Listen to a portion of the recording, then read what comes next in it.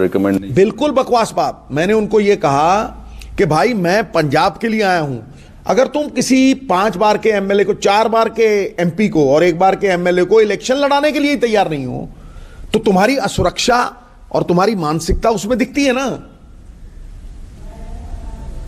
फिर मैं गया वापस घर, सोया था तो प्रियंका जी का न्योता आया। वो एक ऐसी कमाल की पर्सनैलिटी है, आदमी वशीभूत हो जाता है, इतनी नेकी है उसमें। फिर भाई ने बुलाया, यहां एक बार गया, 15 खबरें छपवाई, ऊट पटांग, सब बकवास। कहां से विश्वसनीयता होगी? उनको मैं 4-5 बार, वो खुद मिलने आई, 4-5 बार उनको मिला, एक बंदे को पता नहीं लगा। खानदानी लोग हैं भाई। उन्होंने कहा भाई सिस्टम में जाओ, सिस्टम से लड़ो और तभी सिस्टम को साफ कर पाओगे। तो उनकी जो खानदानियत थी, उनकी जो पाकीज़गी थी, उनकी नेकी, उनकी इंसानियत, ये सब कुछ उस चीज में शामिल होके नवजोत सिंह सिद्धू कांग्रेस में आया। और वो भी लास्ट दिन 70 बार मेरे पास प्रशांत किशोर आया।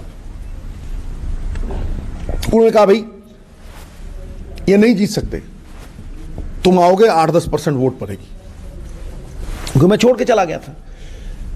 देखिए, या तो सिस्टम बदलना था, लेकिन फिर वही कैप्टन अमरिंदर सिंह का सामना करना पड़ा। आज भी सवाल इतना ही है कि या तो ये माफिया का सिस्टम बदलने के निर्णय लेने होंगे, और अगर ये निर्णय ना लिए तो फिर इस सिस्टम को फैसिलिटेट करने के लिए इलेक्शन लड़ना बेबुनियाद है, क्योंकि पंजाब रहने लायक नहीं रहेगा। मेरी बात मानिए, पंजाब रहने लायक नहीं रहेगा। आपने देखा है कभी पंछी उड़ारी मारता है ना, तो शाम को अपने घोंसले में आता है। यहां नौजवान जो जाते हैं, मां बाप को भी वहां ले जा रहे हैं, मां बाप भी कनाडा में जा रहे हैं। मेरी वो परिस्थिति है कि आग लगी थी एक वृक्ष को और उस पर राष्ट्रभक्त पक्षी बैठे थे।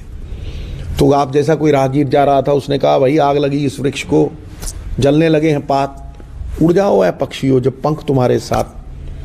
तो सिद्धू जैसा पक्षी बैठा था भाई, जल रहा था, उसने कहा फल खाए इस वृक्ष के, गंदे कीने पात, अब यही हमारा धर्म है, जल मरे इसी के साथ। आज पंजाब को जरूरत है, लेकिन जरूरत का मतलब ये नहीं है कि आप समझौते कर लो।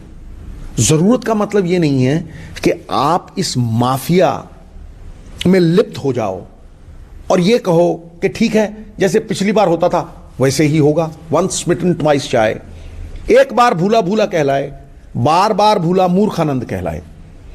अगर दूसरी बार भी इसी माफिया को बल देने के लिए इलेक्शन लड़ना है